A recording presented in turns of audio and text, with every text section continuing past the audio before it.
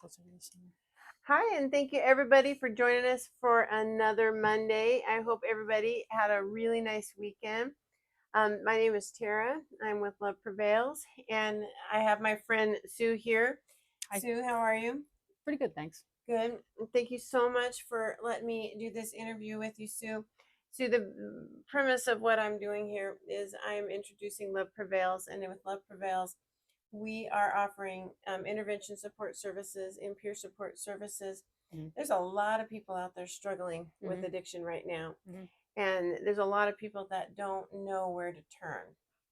And so with Love Prevails, I want to let everybody know that is struggling that there is help out there. And attached to this video is my website, my phone number, my email. And I'd love for you to reach out to me if you or somebody you love is struggling with addiction, because there is help out there. So, what you got going on this week? Anything big? Anything special? Well, my typical week is I go to a meeting on Sundays, do some jogging or hiking, work Monday through Friday. The fun part of my week is Monday morning. I do service twice a week at my Zoom meetings, Mondays and Fridays. On Mondays, I'm the bouncer for the meeting, Oh, wow. which is kind of cool. You get to see all sorts of lewd pictures and things show up, but it's the senior side of people. But sometimes it's funny too. Yeah. And I get to listen to whoever's chairing. And on Friday, I chair a 12 and 12 study meeting. So I look forward to both of those things every week. And in between, it's working and dealing with my family. Yeah. So, yeah. Very good.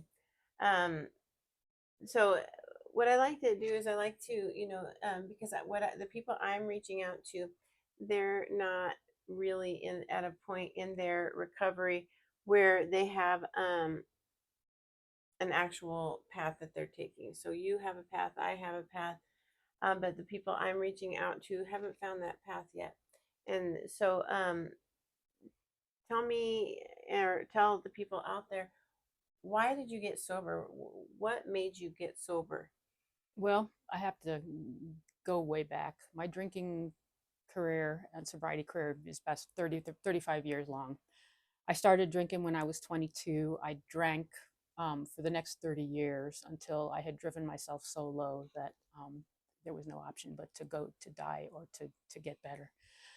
But let's see, so basically my drinking career was 30 years long. The last 20 of those years was in and out of AA. Basically, I went into AA because it was that or lose my marriage. I have to say I did not go into it for the right reasons. They always say that you're supposed to go into it because you want it, not because you're doing it for someone else. And I have to agree. Mm-hmm. But at the time, I felt sincere. And I sort of kind of wanted to get sober because intellectually I could see my life was on the skids. I mean, um, I was pretty much not functioning in my job. I was every weekend, I like to hike and camp. I would go out, I would use it as an excuse to go out and drink all weekend long. And I'd come back blotto, and my husband would just be aghast when I'd pull in the driveway and be all, I'd be totally incoherent. I mean, it's a mercy that I never hurt anybody or hurt myself, or I even got a DUI. I was very, very lucky. But intellectually, I could see that my life was very bad. I was lying about it all the time. I did not like myself. And the fear that I started drinking to try to quiet my fear and anxiety, the booze stopped working. But I still kept doing it. But anyway, at the time, I thought I was sincere, but I really wasn't, because in the back of my mind, there was always this little lurking notion that it's not that bad. You haven't lost your job yet. You haven't got a DUI yet. You haven't wrecked your car yet. Your husband hasn't divorced you yet. Mm. I haven't had a liver transplant yet. I mean, there's all those yets. So somewhere in the back of my mind, I didn't really believe it, but I wanted to want to believe it. So I went to AA for 20 years.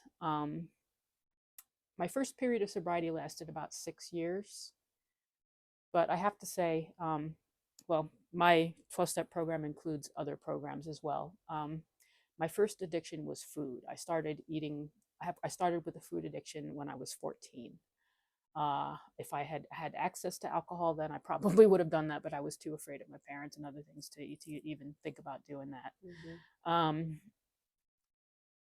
so, like I said, I started with the food. So the pattern of addiction for solving my problems was already there. When I turned 22 and I finally went out, I didn't start drinking to forget my troubles. I had a friendly drink with some friends at a restaurant one evening, just a nice night out. But when that first drink hit me, oh my God, it felt like the answer to all my problems. And I switched from the food to the booze, and I lost some weight for a while, which was sort of nice. But that's not A bonus. that's not why we do it. Anyway, but the thing about that is I when I got sober the first time, I was sober for about 6 years, but I remember saying to myself, they're going to take away my booze, they're not taking away my food. Right. So I kept up with the food. And I remember in rehab when I finally went into rehab 30 years later, the intake counselor said, well, even though you were sober for periods, you really weren't sober because you were still doing the food, you were still doing the shopping, you were still doing the sleeping pills, you were still doing other behaviors. So I was still using my addictions to feel better, to escape, to numb. So whether you do it with food or pain pills or cocaine or sex or whatever, it's all still a way, at least it was for me, of numbing out and not dealing with my problems. I feel like I have a better way these days. You mentioned a couple of things that I felt were really important to address. One of them was you quit drinking to save your marriage, and then one of them was drinking to numb the fear and anxiety. Yeah. So I want to start with drinking to save your marriage, because you mentioned that at first you were stopping your drinking to save your marriage, but then you realized that you can't drink for somebody else, or stop drinking for somebody else. Yeah. So what did that feel like when because at first you were drinking because you had to save your marriage, but then you realized, wait a second, I can't stop drinking to make somebody else happy.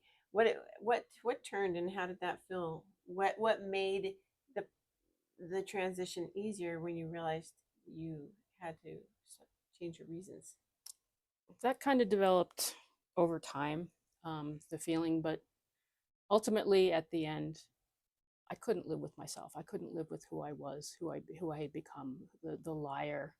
Um, Even when I was going to AA meetings and I was sober and sharing and doing other things in meetings, I felt two-faced because inwardly I knew I was lying. I couldn't live with myself as a liar anymore, and that's What pretty made much you what a it is. liar? Oh, I would hide my drinking as much as I could from my husband. Sometimes I would go to meetings, or I would pretend I was going to meetings and then just drink in the car until it was time to go home. Um, I tried to get away with it as much as I could. I hid booze all over the place. Um, You were doing that because you were doing it for him and not for you? well, no, I was doing the drinking for me because I still felt like I needed to numb out. I was still not dealing with my problems, and I was using the booze to cope with that. But something in me still wanted to save my marriage, so I was still trying to put on a pretense that hey, honey, I'm trying for you. I'm trying for you. But I began to resent him. It's like he's like taking putting a Band-Aid on it. Yeah. It was covering. Yeah, it was covering up a wound, a bleeding wound. So when you finally, so it's like it's obligation and a burden. Yes. But so when you finally realized that you need to do it for you and you wanted it, yeah, how did that feel? I got to the point where I couldn't live with myself anymore. I remember I was actually sitting in the psychiatrist's office one day, and something in me said, I don't want to be the liar anymore. Because ultimately, I just couldn't live with myself anymore. I couldn't stand who I was. That was what made me want to do it for myself, because I was just so sick of myself. I didn't want to be the liar anymore, and I was honest with my psychiatrist about how many drinks I'd had instead of saying, the usual one or two. Right. And he got scared and probably also shocked because this is probably the first time I'd ever been truthful with him. Wow. And he got me into rehab right away, and I don't know, the weight fell off my shoulders at that point. I think I just surrendered to the program and to getting better at that point. It's like I suddenly realized I didn't have to carry it around anymore. I didn't have to go on being this person I hated anymore. I didn't have to do it anymore. It's kind of like just Yes, just dropping all the weight off of you. exactly. It's That's like, how it felt. yeah. It's like, like I found pounds later, and it's like I'm free. Yes, I Yeah, love that. I yeah, love that feeling. That gave me goosebumps. I'm free because yeah, I love that. yeah. I remember. Because I'm trying to I don't think have if to I do had this that anymore. same feeling of being free. I guess I did in a sense because um I yeah because I never did it for anybody else. I always did it for me. I just knew I had gone as far as I could go. Yeah, But I think it through my journey is when I had the feeling of feeling free because I was no longer trying to make anybody else happy that was never going to be happy. yes, I was finally living life for me. That's where the freedom for me came. It was years of trying to make people happy yeah, that were never going to be happy.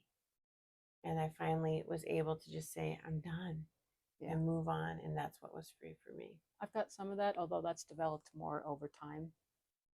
Um, the people pleasing thing, I'm kind of getting it under control. Or I'm dealing with it better lately, but that was a harder habit to kick. I Mm-hmm. mean, I still want to people please because I have a long history. I was bullied as a child, I was too. and um, I learned not to trust people. And where am I going with this? Um,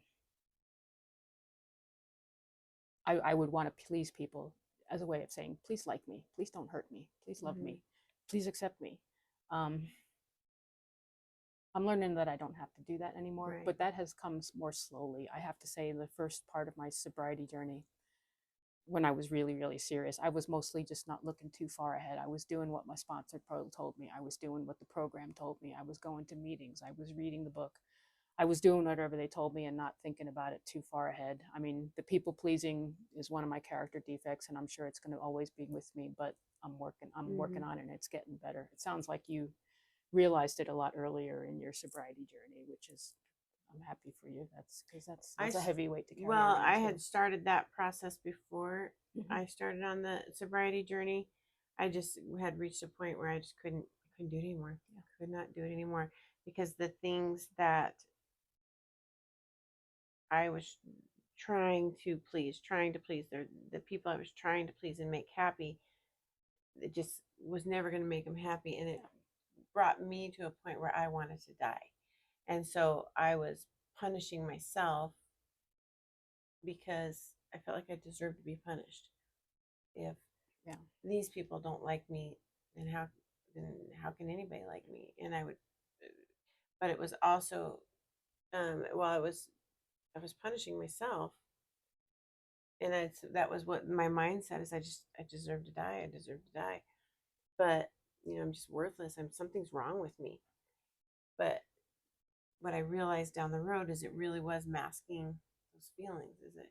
And for me, in the beginning, the alcohol like woke me up. It made me happy, and it gave me what I needed to finally reach out for help. And that started my journey long before I ever even thought I was an alcoholic. Well, that's cool. You're more self-aware. Yeah, Yeah, that's I mean good. sometimes, not Yeah. always. But so there's something else that you had mentioned, and it was the fear and anxiety. And you don't have to go into any detail you don't want, but um, what was causing that fear and anxiety? Was it just because for me, it what was bringing me down was I was stuck in a lifetime of being a victim, and it wasn't until I was able to stop being a victim and that I was able to be free. And so Can you tell us a little bit about that fear and anxiety? Well, I have to say that again, I have an anxiety disorder. Mm-hmm. I do. I have side issues besides my alcoholism. Um, I have OCD, um, and I've recently learned that I'm ADHD. And I think a lot of those things they predispose you to anxiety because you're a little, I don't know, people look at you as being a little weird, and that's a source of anxiety itself. So you tend to view yourself as odd Mm-hmm. and scare, and you're always trying to live up to something that you're not, or you're always trying to play catch up or something like that. So I've some of that came from the ADHD, and I think I am more sensitive maybe than the average person. I think they say that goes with ADHD, and I think if you read it in the big book of the 12 and 12, they say that alcoholics tend to be more sensitive people anyway. So I think maybe constitutionally, um, I tend to be more anxious. I am medicated for it, so Mm-hmm. and I've been on a good medication for the last year and a half, which has really been helping. So I have to say, a lot of people when they get a good quality sobriety and work the program really hard and are doing all the steps and things like that, the anxiety tends to melt away because alcohol does cause anxiety if you Mm-hmm. take it long enough. Yeah. But for me, I think it went deeper than that. Mm-hmm. So I had, I'm actually doing therapy as well as medication and AA. And AA is one piece of my program that helps my mental issues, I guess. Yeah. So mine was a little. I know a lot of people, their anxiety goes away once they get sober. Mine didn't. So Yeah. uh, so that's where Mine, it is. I have anxiety from time to time, but mine went away with EMDR. Okay, I did EMDR, and it was just like it was done. I'm meaning to try that. Okay. Um, it kind of seems like hocus pocus, Mm-hmm. and but I had already been through like talk therapy, and I realized that I had gone as far as that as I could go. I and I needed to go to the next level. Mm-hmm. And again, this is all long before being an alcoholic ever even came into the equation. Mm-hmm. And so I was just like, well, I'd heard other people talk about EMDR. And so I was like, well, it doesn't hurt to try. Yeah. And so I did it with, but I was very cynical about it. It was just like, yeah, I don't think so. But I still put everything into it. And then, like after the first session, or I think it was after the first session, I just remember looking at the therapist. And I was just like, oh my gosh, all of the years of conversations and things that would just play on repeat in my head that were so hurtful and destructive and horrible things that were said, or um or vice versa, that I would, the regrets and things, it just played on repeat in my head Mm-hmm. for Mm-hmm. years, I know the feeling. and it was gone. Wow. And I have had peace in my head ever since. Wow. Just like clear. I remember looking at my therapist, I was like, oh my gosh, my Do you head need is to do it on a maintenance clear. program, or is it I just a few haven't had to sessions? do any maintenance. It wasn't a few sessions. Okay. I because um I think we went through it for at least a year, at least. Mm-hmm. But I did 2 sessions a week because, depending on how severe your trauma is, Mm-hmm. my insurance paid for 2 sessions a week. And I got to a point to where, because it gets worse before it gets better. Mm-hmm. And I was, I got, after a certain point, I was angry. And I mean, I was afraid I was going to hurt somebody. I was so angry. And I had so much anxiety. I felt like I had like this ball of anxiety sitting on my chest. And I went in my therapist's office and I said, I can't live with this anymore. This is horrible to live with, and I cannot leave your office until this is gone. She sat there and we worked until it was gone. Wow. And I haven't had it back. I'll have a little bit of anxiety, but not like that. Wow. I haven't had depression. I haven't had anxiety. I haven't had those conversations come back. None of that. It's gone, and it's not gone. So it's not gone. If I want to remember them, they're there. but they're filed away Mm-hmm. and where they need to be instead of all right here consuming my every thought of every day, constant. That's pretty cool. I need to try that. I believe in it. It is, for me, it was life changing. And it wasn't until I did that that my life completely changed. Huh. Okay. And that's when I started finding myself. Cool. I believe in that 100 wholeheartedly, 100%. I'm glad you found that. I am too, because I don't think because if all of that was still going on, I don't think I'd want to be here. Well, before I started it, Mm-hmm. I didn't want to be here. I was done. Yeah. I was done. I know the feeling. So, like so done that I did my estate planning. I walked my oldest daughter through what needs to be done, like that kind of done. Ah, wow. Okay. And so I feel very fortunate that it came along when it did. Yeah. But I'm not like that now. Now life is great. I'm happy. I'm here with you. I'm here with you, and this would have, Mm-hmm. this would have never been a thing any other way. So I'm very grateful. Well, I'm sure you're going to help a lot of people. I hope so. A So lot to give. I didn't mean to take over that conversation, Sue. But what I would like to know, go back to, you talked about your. I got all emotional. Sorry. Um, why do you stay?